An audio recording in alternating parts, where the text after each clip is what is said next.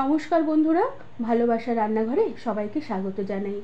আজ আমি দুপুরের বেঁচে যাওয়া ভাত দিয়ে রাতের ডিনারের জন্য দুর্দান্ত স্বাদের একটি রেসিপি বানাবো। রেসিপিটি খুবই হেলদি আর টেস্টি, আর খেতে অসম্ভব ভালো লাগে। ছোট থেকে বড় সবাই ভালোবেসে খেয়ে নেবে। এর জন্য আমি এখানে বেশ কয়েক রকমের সবজি নিয়েছি। এখানে আছে ছোট ছোট করে কেটে রাখা ফুলকপি, তার সাথে আছে আলু, তার সাথে আছে একদম সরু সরু কেটে রাখা ক্যাপসিকাম, আছে কয়েকটা চেরা কাঁচা লঙ্কা, আর তার সাথে আছে একটি বড় সাইজের কুচনো পেঁয়াজ। এবার কড়াতে অল্প পরিমাণে সাদা তেল গরম করে নিয়ে একটি থেতো করা এলাচ ফোড়ন দিলাম, আর তার সাথে খানিকটা গোটা জিরে ফোড়ন দিলাম। ফোড়ন হয়ে আসলে আমি প্রথমে সবজিগুলোকে ভেজে নেব। এর জন্য প্রথমে আমি ফুলকপিগুলোকে দিয়ে দিলাম। ফুলকপিগুলোকে দেওয়ার পরে আমি কুচনো আলুগুলোকে দিয়ে দিলাম। এবার ফুলকপি আর আলু কিছুক্ষণ একটু নেড়ে চেড়ে নেব। আলু ফুলকপি কিছুক্ষণ নেড়ে চেড়ে নেবার পরে আমি পরিমাণ মতো নুন দিয়ে দিলাম। আর এতে আমি হলুদ দেব না। এবার নুন দিয়ে আলু আর ফুলকপি বেশ কিছুক্ষণ একটু নেড়ে চেড়ে নেব। আর কিছুক্ষণ নেড়ে চেড়ে নেবার পরে ফুলকপি আলুর মধ্যে নুনটা মিশে গেলে গ্যাসের আঁচ কমিয়ে দিয়ে ঢাকা দিয়ে রেখে কিছুক্ষণ রান্না হতে দেব। এতে ফুলকপি আর আলু তাড়াতাড়ি সেদ্ধ হয়ে যাবে। কিছুক্ষণ পরে ঢাকনা খুলে দিলাম। এরপর আবারও কিছুক্ষণ ফুলকপি আর আলু একটু নেড়ে চেড়ে ভাজা ভাজা করে নেব। আলু ফুলকপি একটু লাল লাল হয়ে আসলে আমি কয়েকটা চেরা কাঁচা লঙ্কা দিয়ে দিলাম, আর তার সাথে ক্যাপসিকাম কুচি আর পেঁয়াজ কুচি দিয়ে দিলাম। এবার এই সমস্ত কিছু বেশ নেড়ে চেড়ে কিছুক্ষণ হালকা করে একটু ভাজা ভাজা করে নেব। দেখো, পেঁয়াজ আমি একটু মোটা মোটা করে কেটেছি।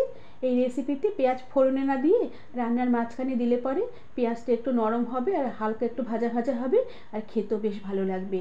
আর এভাবে কিছুক্ষণ নেড়ে চেড়ে নেওয়ার পরে আমি আবারও ঢাকা দিয়ে রেখে কিছুক্ষণ রান্না করে নিলাম। কিছুক্ষণ এভাবে রান্না করে নেবার পরে সবজিগুলো বেশ অনেকটাই মজে এসেছে। আর কিছুক্ষণ নেড়ে চেড়ে ভাজা ভাজা করে নেবার পরে আলু আর ফুলকপি বেশ অনেকটাই সেদ্ধ হয়ে এসেছে।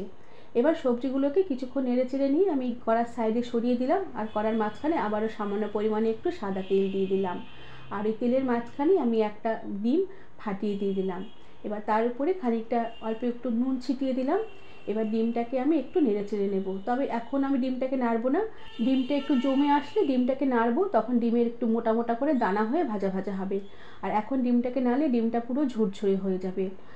ডিম আস্তে আস্তে জমে আসলে ডিম নেড়ে চেড়ে একটু দানা দানা করে ভেজে নেব। আর এরপরে আমি সবজির সাথে ডিম ভাজাগুলো বেশ ভালো করে নেড়ে চেড়ে মিশিয়ে নেব। আর ডিম ভাজা সবজির সাথে বেশ ভালো করে নেড়ে চেড়ে মিশিয়ে নেবার পরে আমি যে এক বাটি ভাত দুপুরের বেঁচে গেছিলো, সে এক বাটি ভাত আমি এই কড়াতে দিয়ে দিলাম। সাথে সামান্য একটু নুন দিয়ে দিলাম। আমি সবজি ভাজার সময় নুন দিয়েছি, তাই নুনের পরিমাণটা বুঝে দিতে হবে।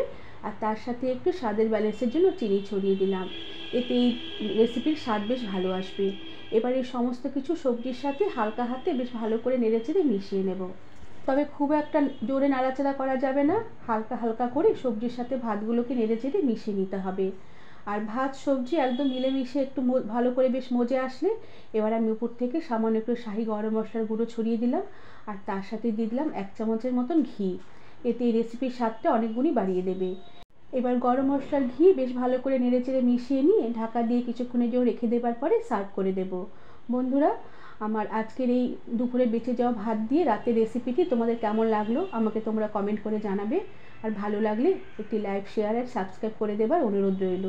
আজ তাহলে আসি, পরে আবার একটি নতুন রেসিপি নিয়ে দেখা হবে। ধন্যবাদ বন্ধুরা।